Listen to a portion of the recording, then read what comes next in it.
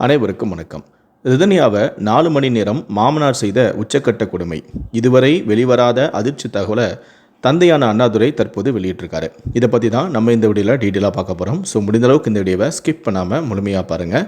இந்த வீடியோக்குள்ளே போகிறதுக்கு முன்னாடி இந்த வீடியோக்கு ஒரு லைக் பட்டனை ப்ரெஸ் பண்ணிடுங்க. நீங்கள் இது வரைக்கும் என்னோட சேனலை சப்ஸ்கிரைப் பண்ணாமல் இருந்தீங்கன்னா மறக்காமல் சப்ஸ்கிரைப் பண்ணிக்கோங்க. கூடவே அந்த பெல் சிம்லையும் மறக்காமல் கிளிக் பண்ணிக்கோங்க. சரி, வாங்க இப்போ நாம் வீடியோக்குள்ளே போகலாம். ரிதன்யாவுடைய தந்தை அளித்த பேட்டியில், என்னுடைய பொண்ணுக்கு நாங்கள் 300 சவரன் நகை போட்டோம், 60 லட்ச ரூபாய்க்கிட்ட வந்து கார் வாங்கி கொடுத்தோம். இந்த காரை வந்து அவங்க தான் சூஸ் பண்ணாங்க. வால்வோ கார் தான் வேணும்னு சொன்னாங்க.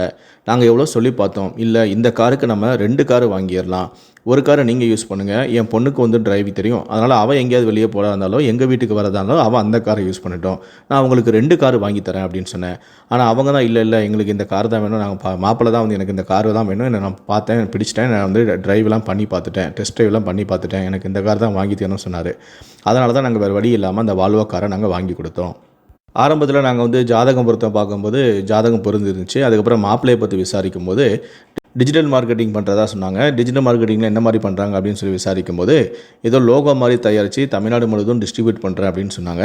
இது கேட்டதுக்கப்புறம் என் பொண்ணு வந்து இந்த கல்யாணத்துக்கு எனக்கு விருப்பம் இல்லைப்பா அப்படின்னு சொல்லிட்டு, அதுக்கப்புறம் வந்து இல்லை டிஜிட்டல் மார்க்கெட்டிங் வந்து ஒரு சைடாக தான் பண்ணிகிட்டு இருக்காரு. மெயினாக வந்து அவர் வந்து இப்போது ஐஏஎஸ்க்கு படிச்சுட்டு இருக்காரு.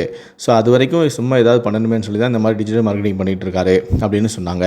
அதுக்கப்புறம் இந்த மாதிரி ஐஏஎஸ் படிக்காராமா அப்படின்னு சொல்லி என் பொண்ணுக்கிட்ட சொல்லும்போது, ஐஏஎஸ் படிக்கிறதா இருந்தால் கண்டிப்பாக நிறைய டேலண்ட் வேணும், நிறைய மெமரி பவர் வேணும், நிறைய பொறுப்புகள் இருந்தால் தான் இந்த மாதிரி இந்த படிப்பெலாம் படிக்க முடியும். அப்போ இவர் வந்து நல்ல பொறுப்பான ஒரு ஆள் போல் அப்படின்னு நினச்சி தான் என் பொண்ணு வந்து கல்யாணத்துக்கு வந்து ஓகே சொன்னா. என் பொண்ணு நான் இப்போ பறி கொடுத்துட்டேன். எல்லா பேரண்ட்ஸுக்கும் நான் சொல்லக்கூடிய விஷயம் என்னென்னா, என் பொண்ணு இறந்த பிறகு ரொம்ப அழுத்தமாக ஸ்ட்ராங்காக சொன்ன விஷயம் என்னென்னா, நம்ம என்ன தான் வந்து முயற்சி பண்ணாலும், நம்ம என்ன தான் வந்து ஜோசியம் பண்ணாலும், பரிகாரம் பண்ணாலும், என்ன தான் செஞ்சாலும் அவங்களுடைய கேரக்டரை என்னால் மாற்ற முடியலப்பா அப்படின்னு சொல்லி ரொம்ப வருத்தப்பட்டு பேசியிருப்பா. ஸோ இதுதான் வந்து எனக்கு ரொம்ப வலியை ஏற்படுத்துச்சு. நம்ம என்னெல்லாமோ பார்த்தோமே, கடைசியாக அந்த பையனோட கேரக்டரை பார்க்காம விட்டுட்டோமே அப்படின்னு சொல்லி நான் ரொம்ப ஹர்ட் ஆகிட்டேன். இனி யாராவது கல்யாணம் பண்ணி கொடுக்கும்போது நீங்கள் வந்து வசதி வாய்ப்பு, படிப்பு இது எல்லாமே பார்க்குறத விட முதல்ல நீங்கள் வந்து கேரக்டரை பார்த்து கல்யாணம் பண்ணி கொடுங்க. உங்கள் பொண்ணை வந்து நீங்கள் கேரக்டரை பார்த்து கல்யாணம் பண்ணி கொடுங்க அப்படின்னு சொன்னார். அது மட்டும் இல்லை, என் பொண்ணு வந்து இறந்து இன்னும் அந்த கேஸ் கூட முடியலை. ஆனால் அதுக்குள்ளேயே திருப்பூரில் இன்னொரு பொண்ணும் வரதட்சணை கொடுமையால் தற்கொலை பண்ணிக்கிட்டா அப்படிங்கிற கேஸை அந்த மாதிரி கேள்வி போட்டு நான் உடஞ்சி போயிட்டேன். நான் இந்த மாதிரி இதுக்கப்புறம் யாரும் எந்த வித பொண்ணும் இந்த மாதிரி விபரீதமான முடிவு எடுக்கக்கூடாதுன்னு சொல்லி தான் நான் வந்து போராடிக்கிட்டு இருக்கேன். ஆனால் அதுக்குள்ளே இப்படி ஒரு பொண்ணு வந்து இந்த மாதிரி ஒரு விபரீதமான முடிவு எடுத்துட்டாங்க நான் கேள்விப்பட்டு நான் உடஞ்சி போயிட்டேன். நான் 2 நாளாக ஒழுங்காக சாப்பிடவும் கூட இல்லை இந்த செய்தியை கேட்டு. என் பொண்ணு இறந்த பிறகு நான் எத்தனையோ சேனலுக்கு பேட்டி கொடுத்துட்டு இந்த மாதிரி தப்பு யாரும் பண்ணாதீங்க, என் பொண்ணோட சாவு தான் கடைசியாக இருக்கணும், இதுக்காக நான் வந்து இப்போ போராடிட்டு இருக்கேன்னு நான் எவ்வளவோ சொல்லியிருக்கேன். ஆனால் அப்படி இருந்து கூட அந்த பொண்ணு வந்து இப்படி ஒரு விபரீதமான முடிவு எடுத்துட்டான்னு நான் கேள்விப்பட்டதுமே நான் உடஞ்சி போயிட்டேன். என் பொண்ணு அடிக்கடி ரிதன்யா வந்து அடிக்கடி சொல்லுவா, என் ஹஸ்பண்டுக்கு மொத்தம் 4 முகம்ப்பா, அவர் உங்ககிட்ட ஒரு முகத்தை கட்டுறாரு, அவருடைய அம்மா அப்பாவுக்கிட்ட முகத்தை கட்டுறாரு, வெளியுறத்துக்கிட்ட ஒரு முகத்தை கட்டுறாரு, எங்கிட்ட ஒரு முகத்தை கட்டுறாருப்பா அப்படின்னு சொல்லுவா. நான் அப்போ நினச்சேன், என்கிட்ட நடித்து அப்படி என்னம்மா அவருக்கு கிடைக்க போகுது, என்ன என்கிட்ட நடிக்கிறதா இருந்தால் காசு பண்ணது தான் நடிக்கிறோம், நான் தான் என் பணத்தை தான் உனக்கே கொடுக்க போகிறேனே, இதுக்கப்புறம் அவர் நடித்து என்னத்தை பண்ண போகிறாரு அப்படின்னு சொல்லிட்டு நான் அதை வந்து ஒரு பெருசாகவே எடுத்துக்கலை. ஆனால் இப்படிப்பட்ட ஒரு முகம் அவருக்கு இருக்குது அப்படிங்கிறதே என் பொண்ணை இறந்த பிறகு தான் நான் தெரிஞ்சுக்கிட்டேன். நான் என் பொண்ணு இப்படி சொல்லும்போதே என்னம்மா சொல்கிற, ஏது சொல்கிற அப்படின்னு சொல்லி நான் ரொம்ப டீப்பாக விசாரிச்சுக்கணும். ஆனால் நான் அதை பெருசாக கண்டுக்காமல் விட்டதால் தான் என் பொண்ணு என்னை விட்டு இப்போ போயிட்டா. நிறைய பேர் வந்து சொல்கிறாங்க, நான் கௌரவத்துக்கு ஆசைப்பட்டு, பணத்துக்கு ஆசைப்பட்டு இப்படி ஒரு பெரிய இடத்துல கொண்டு போய் கல்யாணம் பண்ணி கொடுத்துட்டேன் அப்படின்னு சொல்கிறாங்க. ஆனால் உண்மையிலே நீங்கள் வந்து அந்த குடும்பத்தை பற்றி விசாரிச்சிங்கன்னா உங்களுக்கு தெரியும், என்னை விட வந்து என்கிட்ட இருக்க சொத்தை விட பாதி தான் வந்து அவங்களுக்கு சொத்தே இருக்குது. அவங்களோட நான் வந்து பெரிய பணக்காரன் தான். நான் வந்து அவங்களுக்கு என் பொண்ணை கொடுத்ததுக்கு முக்கியமான காரணம் என்னென்னா, அவங்க வந்து பரம்பரையாக இருக்கிறாங்க, கிருஷ்ணன் அப்படிங்கிற அந்த குடும்பத்தை சேர்ந்தவங்களாக இருக்கிறாங்க அப்படிங்கிற ஒரு இதில் தான் நான் வந்து கொடுத்தேனே தவிர காசு பணத்துக்காக நான் கொடுக்கல. அவங்கள விட அதிகமான சொத்து எங்கிட்ட தான் இருக்குது. ஆனால் எல்லாம் என்ன சொல்கிறாங்கன்னா, அவங்களுக்கு நிறைய சொத்து இருக்குது, 20 லட்ச ரூபா வாடகையே வருது அப்படி இப்படின்னு எல்லாம் சொல்கிறாங்க. ஆனால் அதெல்லாம் வந்து உண்மை கிடையாது. நீங்கள் விசாரிச்சிங்கன்னா உங்களுக்கே தெரியும், அவங்கள விட நான் தான் வந்து பணக்காரன், என்கிட்ட இருக்க சொத்தை விட பாதி தான் அவங்கக்கிட்டே இருக்குது அப்படிங்கிற மாதிரி ரிதன்யாவுடைய தந்தை வந்து சொல்கிறாரு. என் பொண்ணு என்கிட்ட சொன்ன ஒரு விஷயம் என்னென்னா, நம்ம ஃபேமிலிக்கு ஏற்ற மாதிரி, எங்கள் ஃபேமிலி வந்து ஒரு ஆன்மீக ஃபேமிலி, நம்ம ஃபேமிலிக்கு ஏற்ற மாதிரி ஆளாக இருக்கணும், ஃப்ளெக்சிபிளாகவும் இருக்கணும் அப்படின்னு சொல்லுவாள். என்னுடைய குடும்பத்தில் நானும் என் மனைவியும் வந்து பியூர் வெஜிடேரியன். நாங்கள் வந்து என்னைக்காவது ஒரு நாள் மட்டும்தான் வந்து நான்வெஜ் சாப்பிடுவோம். ஆனால் என் பொண்ணும் சரி, என் பையனும் சரி, அவங்க வந்து அடிக்கடி நான்வெஜ் சாப்பிடுவாங்க. எங்கள் பாட்டி, அவங்க தாத்தா அவங்க எல்லாம் செய்கிறத வந்து சாப்பிடுவாங்க. ஆனால் நானும் என் ஒய்ஃப் மட்டும்தான் வந்து பியூர் வெஜிடேரியன். அதனால் அவங்கள நாங்கள் கண்ட்ரோல் பண்ணவும் இல்லை. ஆனால் கொஞ்ச நாள் போன பிறகு ரிதன்யாவே அதை எப்படி சமைக்கணும் அப்படிங்கிறத அவளே வந்து கற்றுக்கிட்டா. நிறைய இந்த கோச்சிங் கூட போனா, சமையல் கலை எப்படி கற்றுக்கணும் அப்படிங்கிறது கூட அதுக்கான படிப்பையும் அவள் படித்தா. இப்படி எங்களுக்கு வந்து ஒரு ஃப்ளெக்சிபிளான ஒரு மாப்பிள்ளை வேணும் அப்படின்னு சொல்லி தான் நாங்கள் பார்த்துக்கிட்டு இருந்தோம். கோயிலில் கூட நாங்கள் வந்து மீட் பண்ணும்போது, கவினை மீட் பண்ணும்போது நாங்கள் சொன்னோம், இந்த மாதிரி நானே கவின்கிட்ட சொன்னேன், நானும் என் பொண்டாட்டி மட்டும்தான்ப்பா நாங்கள் வந்து வெஜிடேரியன். ஆனால் என் பொண்ணும் வந்து என் பையனும் வந்து நான்வெஜ் தான் அப்படின்லாம் சொன்னேன். அதுக்கு அவங்க வந்து பரவாயில்ல, இதில் என்ன இருக்குது அப்படின்னு சொல்லி கேஷுவலாக அதை எடுத்துக்கிட்டாரு. ஸோ இந்த மாதிரி ஒரு ஃப்ளெக்சிபிளாக ஆள் வேணும் அப்படின்னு தான் என் பொண்ணு வந்து ஆசைப்பட்டா. என் பொண்ணு இறந்த பிறகு வந்து கவினுடைய குடும்பத்தார்கிட்டருந்து யாருமே என்கிட்ட வந்து பேசலை, என் சொந்த பந்தக்கிட்டையும் பேசலை. என் பொண்ணு இறந்தது கூட வந்து பார்க்கல. அவருடைய இறுதி சடங்குல கூட வந்து கவின் குடும்பத்தார் வந்து கலந்துக்கலை. கல்யாணமாகி 78 நாட்கள் குடும்பம் நடத்தின தன்னுடைய மனைவி இறந்துட்டா அப்படிங்கிற செய்தி கேட்டு அவளுடைய முகத்தை கூட பார்க்குறதுக்கு கவின் வரலை அப்படின்னு சொல்லிட்டு ரொம்ப உடஞ்சி போய் ரிதன்யா தந்தை வந்து பேட்டி கொடுத்தாரு. நானும் என் குடும்பத்தை சார்ந்தவங்க எங்கேயாவது காரில் போயிட்டு இருக்கும்போது திடீர்னு ஒரு ஆம்புலன்ஸ் எங்களை கிராஸ் பண்ணி போனால் கூட அந்த ஆம்புலன்ஸ் இருக்கிறவங்களுக்கு நல்லபடியாக குணமாகணும் அப்படின்னு சொல்லி கடவுளை வேண்டிக்கக்கூடிய ஆட்கள் நாங்கள். ஆனால் அப்படிப்பட்ட எங்களுக்கு வந்து எப்படிப்பட்ட மர்மம் வச்சுருக்கான் பார்த்தீங்களா, என் பொண்ணு இறந்து கூட அவளை வந்து பார்க்க வரலை அப்படின்னு சொல்லி ரொம்ப உடஞ்சி போயிட்டார். என் பொண்ணு இறந்த 4வது நாளே வந்து ஜாமீனுக்கு வர அப்ளை பண்ணுறாங்க. என் பொண்ணு வந்து இறந்த ஒரு 10-15 நாளுக்கு அப்புறம் அவங்க அப்ளை பண்ணியிருந்தா கூட எனக்கு அது பெருசாக தெரிஞ்சிருக்காது.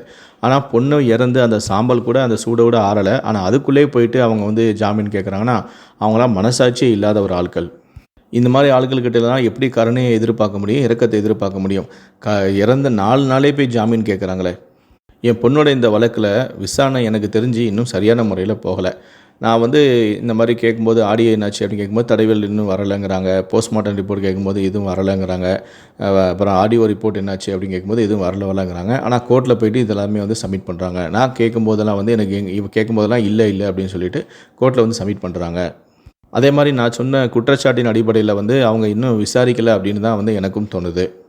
என் பொண்ணு இறக்கும்போது சில ஆடியோக்கள் அனுப்பி தான் வந்து தற்கொலை பண்ணிக்கிட்டா. ஆனால் அவள் அதற்கு முன்னாடியே வந்து அப்பப்போ கொஞ்சம் கொஞ்சம் ஃபோட்டோஸ் நிறைய விஷயங்கள்லாம் எனக்கு அனுப்பியிருந்தா. நான் அப்போ அதெல்லாம் வந்து ஒரு பெருசாகவே எடுத்துக்கலை. ஆனால் இப்போ என் பொண்ணு வந்து இறந்த பிறகு நான் திரும்ப என் செல்ஃபோனை வந்து பார்க்கும்போதெல்லாம் இப்போ அதெல்லாம் பார்க்கும்போது எனக்கு நிறைய சந்தேகங்கள் வந்து எழும்புது. இதனால் இப்போ நான் வந்து அது மூலமாகவும் நிறைய வரதட்சணைக்கு எதிராக நிறைய ஆதாரங்களை வந்து சேர்த்து வச்சுருக்கேன் அப்படிங்கிற மாதிரி ரிதனையோடைய தந்தை வந்து சொல்கிறாரு. என் பொண்ணு அனுப்பின அந்த ஆடியோ போக மீதி நிறைய ஆதாரங்கள் இப்போ என்கிட்ட இருக்குது. வரதட்சணை கொடுமை நடந்திருக்கு அப்படிங்கிறதுக்கான ஆதாரங்கள் என்கிட்ட இருக்குது. அதையும் நான் கூடிய சீக்கிரத்தில் வந்து கோர்ட்டில் வந்து சப்மிட் பண்ணுவேன் அப்படின்னு சொல்கிறாரு. என் பையனுக்கு அவள் அக்கான ரிதன்யானா ரொம்ப பிடிக்கும். அவன் என்கிட்ட சொன்ன ஒரு விஷயம் என்னென்னா, எனக்கு வந்து என்னையும் அக்காவையும் நீங்கள் படிக்க வச்சுட்டீங்க, எனக்கு ஏதாவது ஒரு தொழிலை மட்டும் அமைச்சு கொடுத்துருங்க. நீங்கள் அக்காவுக்கு என்ன செய்யணும்னு நினைக்கிறீங்களோ நீங்கள் செய்யுங்கப்பா. நான் வந்து எனக்கு சொத்தில் அவ்வளோ வேணும் இவ்வளோ வேணும், அக்காவுக்கு எவ்வளோ தான் செய்யணும் அப்படின்னு சொல்லி நான் எதுவுமே சொல்ல மாட்டேன். நீங்கள் அக்காவுக்கு எவ்வளோ கொடுக்குன்னு நினைக்கிறீங்களோ அவ்வளோத்தையும் கொடுத்துருங்க. ஆனால் எனக்கு ஏதாவது ஒரு தொழில் மட்டும் அமைச்சு கொடுங்க, அது மட்டும் எனக்கு போதும் அப்படின்னு சொல்லிட்டான். அவன் இந்த வார்த்தையை சொன்ன பிறகு தான் நாங்கள் வந்து என் பொண்ணுக்கு நாங்கள் சிறப்பாக செய்யணும் அப்படின்னு சொல்லி நல்ல கிராண்டாக செஞ்சோம். கல்யாண செலவு மட்டுமே நாங்கள் வந்து 50 லட்ச ரூபாய்க்கு வந்து செலவு பண்ணோம். 300 பவுன் நகை போட்டோம். அது போக ரொக்கமாகவே வந்து 3 லட்ச ரூபாய்க்கிட்ட வந்து நாங்கள் கொடுத்தோம். அது போக 2 வருஷத்துக்கு தேவையான ட்ரெஸ் எல்லாமே இன்னர்வேர் கூட நாங்கள் 2 வருஷத்துக்கு தேவையான ட்ரெஸ் எல்லாமே நாங்கள் எடுத்து ஸ்டிச் பண்ணியே நாங்கள் கொடுத்துட்டோம். அவங்க போன பிறகு அவங்களுக்கு எந்த விதத்துலையும் இனி வந்து செலவு வைக்கக்கூடாதுமா அப்படின்னு சொல்லிட்டு எல்லாத்தையும் நாங்கள் வந்து செஞ்சிட்டோம்.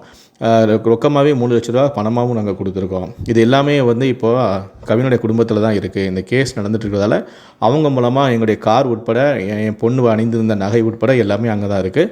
இந்த கேஸ் நடந்துட்டு இருக்கிறதால அவங்களே வந்து எங்களுக்கு எடுத்து தருவாங்க, சரியான முறையில் மீட்டு கொடுப்பாங்க அப்படிங்கிற நம்பிக்கையில் நாங்கள் இருக்கிறோம் அப்படின்னு ரிதனையோடைய தந்தை சொல்கிறாரு. என் பொண்ணுக்கு நடந்ததிலே வந்து பெரிய கொடுமை என்னென்னா, என் பொண்ணை வந்து கவினுடைய அப்பா வந்து நிற்க வச்சு பல மணி நேரம் வந்து நிற்க வச்சே பேசினார். சம்மந்தமே இல்லாமலாம் வந்து திட்டுவார். இன்றைக்கி ஏமா நீ வந்து நியூஸ் பேப்பர் படிக்கலை அப்படின்னு சொல்லிட்டு சம்மந்தமே இல்லாமல் ஒரு டாபிக் ஆரம்பித்து திட்டி மணிக்கணக்காக என் பொண்ணை நிற்க வச்சு பேசினார். அது மட்டும் இல்லை, மாமனார் பேசக்கூடாத நிறைய விஷயங்கள், கணவன் மனைவிக்குள்ள நடக்கக்கூடிய விஷயங்கள் எல்லாமே வந்து அவர் வந்து பேசினார். இது வந்து என் பெண்ணுக்கு ரொம்ப ஒரு இதாக போச்சு. இது ஒரு மாமியார் பேசியிருந்தா கூட நாசுக்காக பேசியிருக்கலாம். ஆனால் இதெல்லாம் வந்து ஒரு மாமனார் பேசணும் அப்படின்னு ஒரு அவசியம் இல்லை. அதுவும் என் பொண்ணை வந்து மணிக்கணக்காக நிற்க வச்சு பேசியிருக்காரு. நான் வந்து என் பொண்ணை வந்து கல்யாணம் பண்ணி கொடுக்கும்போது சொன்ன விஷயம் என்னென்னா, கவின் வந்து வீட்டுக்கு ஒரே பையன், அதனால் அவங்க அம்மா அப்பாவுக்கு மேலே அவங்களுடைய அம்மா அப்பாவுக்கு அவன் மேலே ரொம்ப பாசமாக இருக்கும். எங்கே நம்ம பையன் நம்மளை விட்டுட்டு போயிடுவானோ அப்படிங்கிற ஒரு எண்ணமும் இருக்கும். அதனால் நீ வந்து அவங்கள உன்னுடைய அப்பா அம்மா மாதிரி நினச்சி பழகுமா, அவங்களுக்கு அந்த நம்பிக்கையை கொடு அப்படின்னு சொல்லி நான் சொன்னேன். அதுக்கு என் பொண்ணு சொன்னா, அப்பா நீ என்னைக்காவது என்னை நீ நிற்க வச்சு பேசியிருக்கியாப்பா? அப்படியே என்ன நீ பேசினாலும் கூட என்னை கூப்பிட்டு பக்கத்தில் உட்கார வச்சு தானப்பா நீ பேசியிருப்ப. ஆனால் அவர் என்னை 4 மணி நேரமாக நிற்க வச்சு பேசினாருப்பா. ஒரு அப்பா இப்படி செய்வாங்களாப்பா அப்படின்னு சொல்லி என் பொண்ணு கண் கலங்கி அழுதா. இப்படி அவள் சொன்னதுமே நான் வந்து உடஞ்சி போயிட்டேன். என் பொண்ணுடைய இந்த இறப்பு மூலமாக நான் எல்லாத்துக்கும் சொல்லக்கூடிய விஷயம் ஒன்றே ஒன்று தான். நீங்கள் கல்யாணம் பண்ணி கொடுக்கறதுக்கு முன்னாடி மாப்பிள்ளையோடைய கேரக்டரை முடிந்தளவுக்கு தெரிஞ்சுக்க விரும்புங்க. அவர் எப்படிப்பட்டவர், வீட்டில் எப்படி நடந்துப்பார், வெளி உலகத்தில் எப்படி நடந்துப்பார் அப்படிங்கிற கேரக்டரை நீங்கள் வந்து தெரிஞ்சுக்கங்க. அந்த கேரக்டர் உங்களுக்கு பிடிச்சா மட்டுமே நீங்கள் வந்து அடுத்த கட்டத்தில் நடவடிக்கைக்கு போங்க. முதல்ல கேரக்டர் விசாரிங்க அப்படின்னு சொல்லிட்டு, நான் செஞ்ச அந்த தவறை வேறு யாரும் செய்யாதீங்க அப்படிங்கிற மாதிரி அவர் அந்த பேட்டியில் சொல்லி தன்னுடைய பேட்டியை வந்து முடிச்சுக்கிட்டாரு. இதை பற்றி உங்களுடைய கருத்துக்கள் என்ன அப்படிங்கிறத கீழே இருக்கக்கூடிய கமெண்ட் செக்ஷனில் மறக்காமல் சொல்லுங்கள். முடிந்த அளவுக்கு இந்த வீடியோவை மற்றவங்களுக்கும் ஷேர் பண்ணுங்கள். மேலும் இது போன்ற பல வீடியோக்களை பார்க்கணும் அப்படின்னு வச்சிங்கன்னா மறக்காமல் இந்த சேனலை சப்ஸ்கிரைப் பண்ணுங்கள். நன்றி, வணக்கம்.